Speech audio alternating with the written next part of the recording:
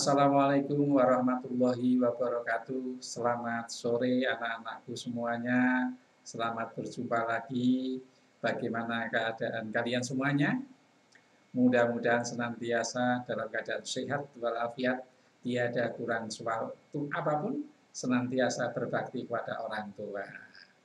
Anak-anak, seperti biasa pada kesempatan hari ini kita akan mengulang kembali, akan mereview kembali, akan mempelajari kembali, akan membuka kembali materi pembelajaran yang telah diajarkan Bapak Ibu guru di sekolah, yaitu pada materi menyimpulkan isi teks prosedur. Jadi yang akan kita bahas hari ini adalah menyimpulkan isi teks prosedur. Untuk lebih jelasnya anak-anak, ikuti paparan berikut ini. Anak-anak, yang pertama, cara menyimpulkan teks prosedur. Untuk memahami cara menyimpulkan, paling tidak kita harus mengetahui apa atau kesimpulan itu, kan gitu ya. Jadi kesimpulan itu adalah intisari dari sebuah teks. Atau kalau di dalam teks prosedur, maka kesimpulan itu merupakan inti dari sebuah langkah-langkah melakukan atau berbuat sesuatu. Agar dapat menyimpulkan, maka kita intinya harus membaca seluruh teks itu. Selain itu, kita bisa menuliskan ringkasan urutan langkah-langkah teks dengan bahasa sendiri.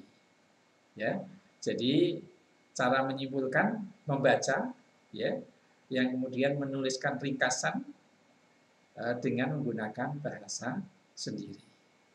Baik, berikutnya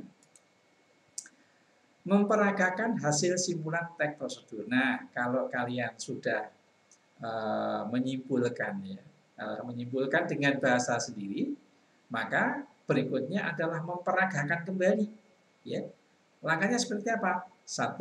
Menuliskan kembali langkah-langkah membuat sesuatu dengan urutan yang logis. Yang kedua, memperagakan langkah-langkah tersebut secara urut sesuai dengan urutan yang dibuat. Yang ketiga, mengevaluasi langkah jika terjadi permasalahan. Yang keempat, menetapkan langkah yang dimaksud jika urutan yang disusun sudah sesuai dan menghasilkan produk yang baik. Baik, berikutnya anak-anak. Menelaah struktur dan bahasa pada teks prosedur. Struktur teks prosedur itu merupakan bagian atau cara teks tersebut dibangun. Mungkin masih banyak yang belum tahu kalau struktur teks prosedur itu disusun oleh 3 komponen. Ada bagian tujuan, bagian material, dan diikuti bagian langkah-langkah. Nah, untuk lebih jelasnya perhatikan.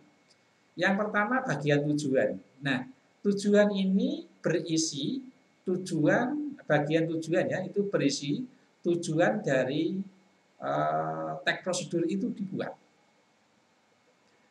Jadi berisi tujuan dari pembuatan teks prosedur tersebut atau hasil akhir yang akan dicapai. Misalnya cara mematikan komputer. Di situ berarti tujuannya adalah mematikan komputer. Yang kedua, bagian material.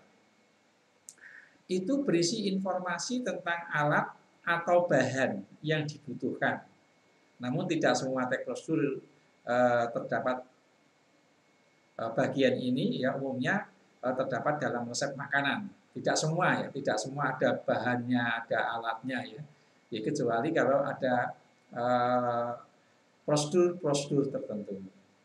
Yang ketiga, bagian langkah-langkah. Nah, ini berisi cara yang ditempuh untuk mencapai tujuan tersebut. Ya, bagian ini biasanya tidak dapat diubah urutannya. Kalau diubah, biasanya produk yang kita buat atau mungkin langkah yang akan kita kerjakan itu ya nanti terhenti di jalan. Ya. Baik, berikutnya. Contohnya begini. Ini dalam buku kalian ya, cara membuat bubur menado. Nah, tujuannya apa? Yaitu membuat bubur menado. Ya. Ini tujuannya jelas membuat bubur Manado. Menu sarapan super sehat dan kaya serat, penambahan singkong ubi dan seterusnya. Itu merupakan bagian dari tujuan. Ya. Berikutnya. Nah, ini sekarang bahan-bahannya karena ini adalah cara membuat sesuatu, maka memerinci dalam bahan dan alat ini memerinci bahan dan alat dengan ukuran yang akurat. Misalnya 400 gram nasi merah, 200 gram singkong, cuci potong dadu, potong dadu itu potong kotak-kotak itu ya, dan seterusnya. Itu bagian bahan dan alat. Berikutnya urutan langkah secara rinci. Nah ini langkah-langkahnya. Perhatikan, didihkan air sampai misalkan didihkan air, masukkan berurutan nasi merah, singkong, ubi, jagung, pipil, dan sereh. Aduk sampai bubur mengental. Tambahkan kangkung dan ayam, aduk beberapa saat, jangan sampai terlalu layu. Angkat dihidangkan panas, ditemani ikan asin dan kerupuk. Ini langkah-langkahnya. Yang terakhir itu penutupnya, mudah-mudahan dan mudah, murah, sekaligus sehat. Sarapan sehat dengan menu makanan tradisional yang telah dikreasikan. Selamat mencoba. Ini bagian penutup. Tapi intinya tadi adalah tujuan, kemudian alat dan bahan serta langkah-langkahnya. Contohnya ini. Baik, berikutnya. Untuk lebih jelasnya begini. Bagian tujuan.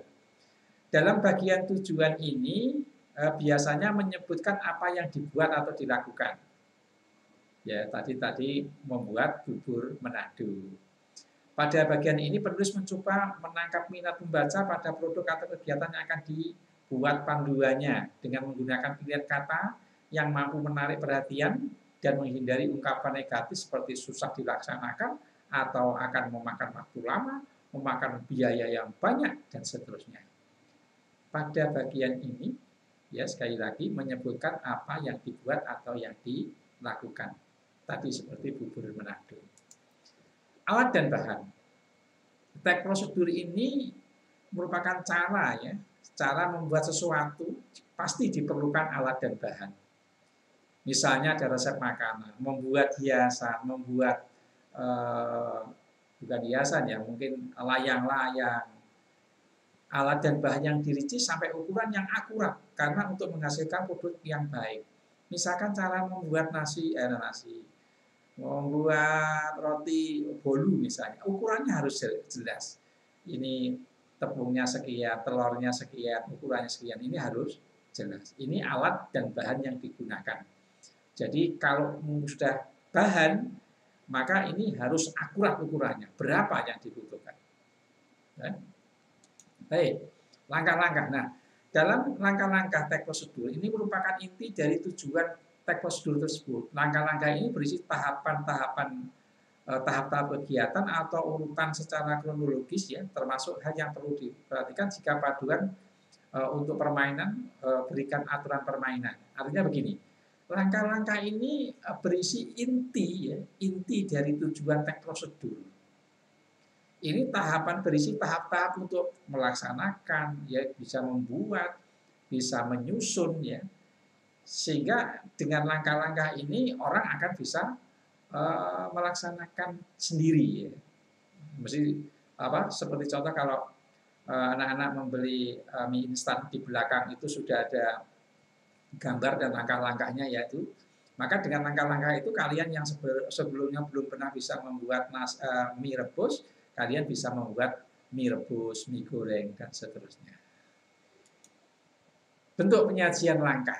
Nah, langkah dalam teks prosedur biasa disajikan dalam dua bentuk. Yang pertama, dalam bentuk uraian paragraf menggunakan pertama,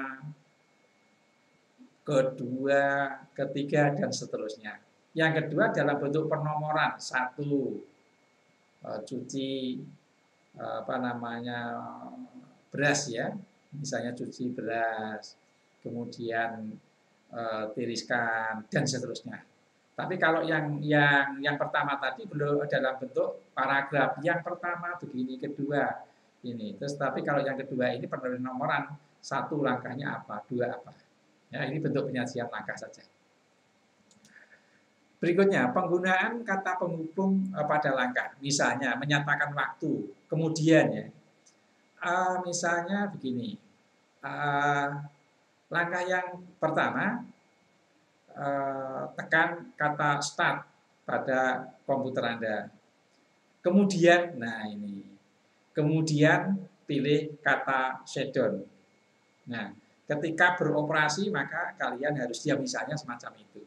Jadi ada beberapa kata penghubung yang digunakan dalam langkah-langkah teks prosedur yang menyatakan waktu itu kemudian, ketika, sebelum, sementara. Nah, menyatakan tujuan, nah supaya, untuk, agar.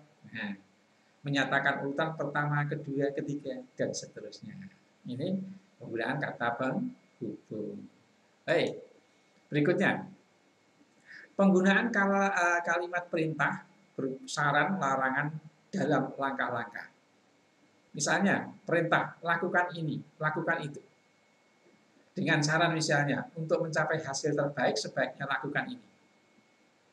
Peringatan misalnya, hindari, jangan lakukan. Konjungsi atau kata sambung urutan langkah-langkah, misalnya pertama, kedua, kemudian, berikutnya, setelah ini, setelah melakukan ini, dan seterusnya. Nah, untuk memberi batasan digunakan konjungsi sampai. Misalnya rebus sampai mendidih. Rebus hingga daunnya hancur. Nah, kemudian terdapat pelesapan karena banyak hal yang sama sehingga terlalu banyak, atau kalau tidak diresapkan ada penghilangan pelesapan itu. Jadi dalam kalimat, di dalam langkah-langkah itu biasanya kita sering jumpai kalimat perintah, saran, larangan, dan lain sebagainya. Baik. Yang ketiga, kesimpulan. Nah, cara membuat penutup teks prosedur adalah dengan merujuk kembali ke hal-hal pokok yang disebutkan dalam pendahuluan. Dan ulang kembali dengan kata lain, sinonim, atau ucapan selamat, atau memotivasi orang untuk melakukan. Misalnya, ucapkan selamat menikmati keindahan, selamat menikmati kelezatan makanan, kenyamanan Anda, kelezatan hasil kegiatan yang dilakukan, dan seterusnya. Jadi, dalam kesimpulan ini biasanya, itu dalam teks prosedur itu ada kata-kata yang diulang ya. Ucapan misalnya selamat menikmati, kemudian semoga sukses, dan seterusnya. Baik, contoh, ternyata ini contoh kata penutup ya, ternyata mudah membuat masakan tradisional yang satu ini, dan seterusnya. Sampai misalnya semoga bermanfaat, bagus, cantik, indah, menyenangkan, mengasihkan, merangsang selera, lezat, bergizi, menyehatkan, dan seterusnya. Ini contoh kesimpulan atau penutupnya. Baik, anak-anakku yang saya sayangi, demikian ya beberapa hal terkait dengan teks prosedur ya yang dapat saya sampaikan. Saya berharap bisa menambah wawasan anak-anakku semuanya, bisa memberikan pengetahuan yang baru ataupun menambah penjelasan yang disampaikan oleh Bapak Ibu guru di sekolah. Jangan lupa untuk menekan tombol subscribe yang ada di bawah dan menombol kata like ya. Agar apa? Agar kalian tetap bisa menerima video-video yang kami buat ini, dan semuanya gratis ya, semuanya gratis. Terima kasih atas segala perhatiannya, mohon maaf atas segala kesalahannya. Salam hormat untuk Bapak Ibu di rumah, salam hormat saya juga untuk Bapak Ibu guru di sekolah. Selamat sore. Assalamualaikum warahmatullahi wabarakatuh.